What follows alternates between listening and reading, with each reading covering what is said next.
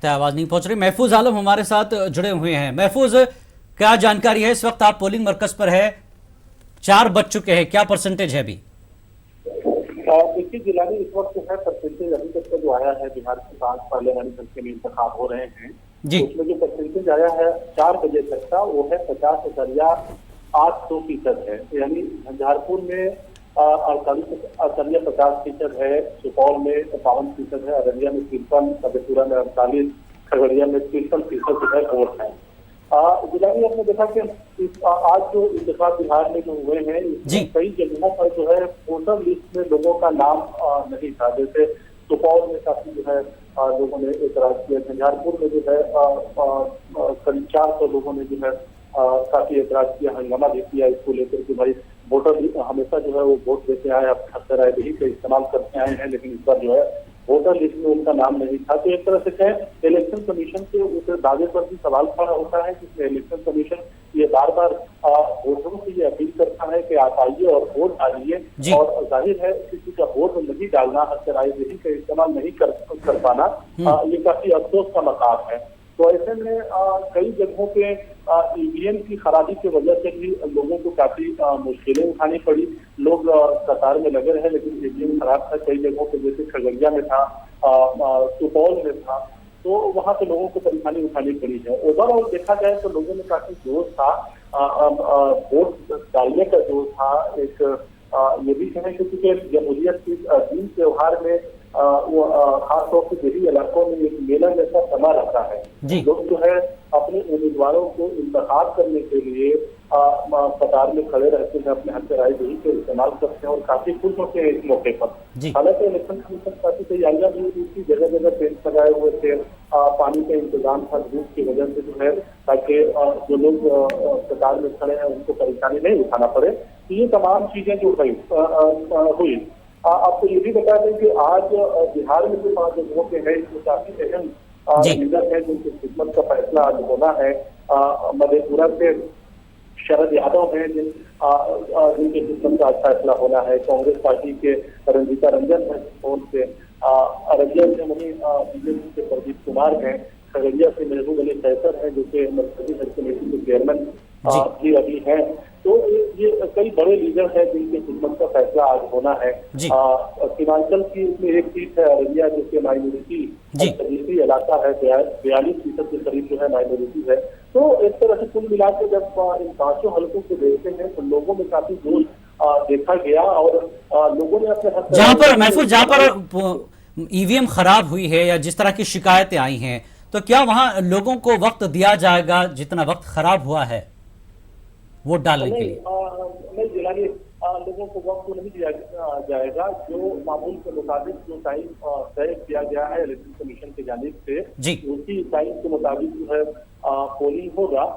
तब है कि जहाँ जहाँ ईवीएम खराब था, इलेक्शन कमीशन और जो ऑफिसर्स ने वहाँ पे मौजूद उसको ठीक करने की उन्होंने कोशिश किया, और लोगों को कोऑपरेट भी किया कि जो कोई छूट न जाए। जो लोग काफी देर से लाइन में लगे रहे, उनको कोशिश किया गया कि वो छूट न जाए, अपने हक राय का इस्तेमाल करें।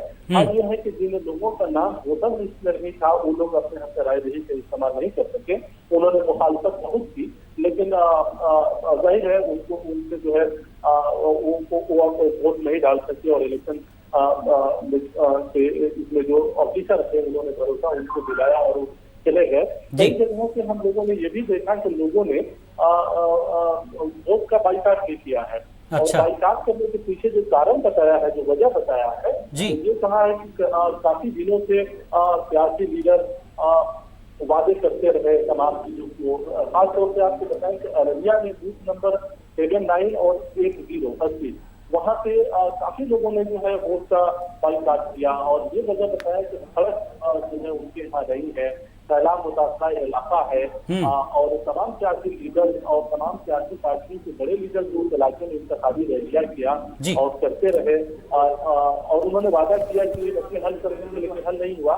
यहाँ तक के यानी एक तरह से लोगों ने सियासी लीडरों के वादों पर बेजारगी का इजहार किया है, या ये कहें कि भरोसा कम हो रहा है, टूट रहा है कहीं ना कहीं राय दहिंदों का?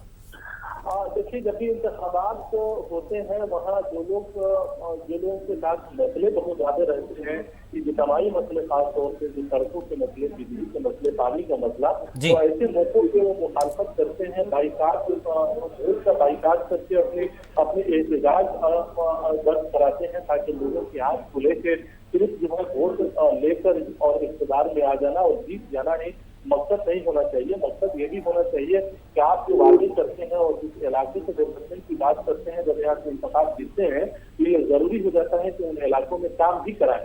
काम की बात करके और तरक्की की बात करके सियासी लीडर जो है किसी न किसी हल्के में जहाँ से वो इंतखाब लड़ते हैं वहां से वो जीत कराते हैं। लेकिन मसला क्या होता है कि एक बार जीत कर जाने के बाद वो पलट कर वापस नहीं आते हैं, और ये शिकायत जो है आमतौर पर वोटर करते हैं, और यही वजह है कि कई जगहों पे जहाँ ज्यादा परेशानी होती है वो एहतजाज करते हैं, वोट का बाइकाट करते हैं। बिल्कुल। तो इन हल्कों में भी जो 5 हल्के हैं बिहार के जहाँ पे आज इंतखाब जो पोलिंग हुई है, जी। ये काफी पसंदा इलाके हैं। खगड़िया में आप देखें तो एलजेपी के उम्मीदवार महबूब अली कैसर हैं, पीआईपी एक पार्टी है उसके बागी मुख्य सहनी है जो कि इंतखाब लड़ रहे हैं अजीम इत्तेहाद की तरफ से।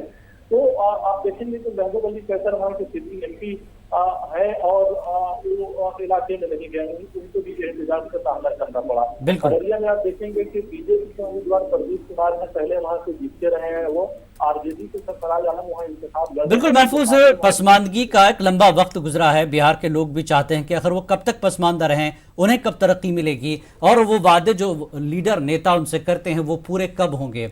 यही एक नाराजगी की वजह हो सकती है। बहुत बहुत शुक्रिया।